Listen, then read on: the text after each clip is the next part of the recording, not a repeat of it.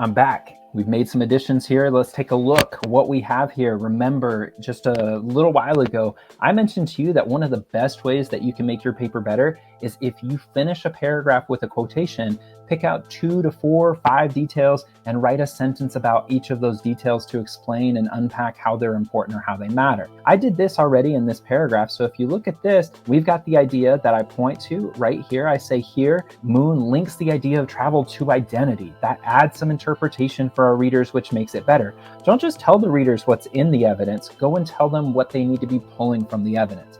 Then we add here the idea of time, and we say here, he focuses on the past and perceptions. So here we have this idea of identity, and now we're moving into the idea of other people's perceptions of our identity, and here the idea that there's a liberation. So we basically have this really interesting kind of idea at work in the analysis. That's where it creates an opportunity for us to make our papers even more cohesive and even tighter. So once we have a paragraph that we feel is relatively strong, which this one probably is, what we want to do is now look over our claim. So look back at our claim. We started here. This was a pretty good claim, but now what we want to do is add the word by. And then once we do that, if we finish this sentence at the end in our revision process, we're going to have a really specific claim. So here we have the idea that travel and time are intimately connected here by freeing travelers from harmful or limiting perceptions of the traveler. So let's go through this real quick, just a couple of quick takeaways. When you're revising those body paragraphs, make sure that you bring your claim from the end of the paragraph up to the front. Totally normal that most people write this way naturally.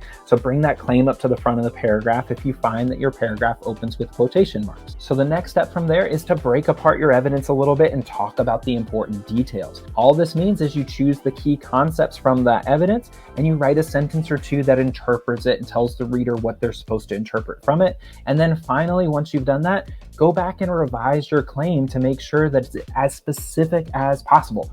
As specific as possible, not Pacific as possible. This isn't the ocean. As specific as possible. And if you've done this, you'll make your paragraph so much stronger. And that's what we're all hoping for.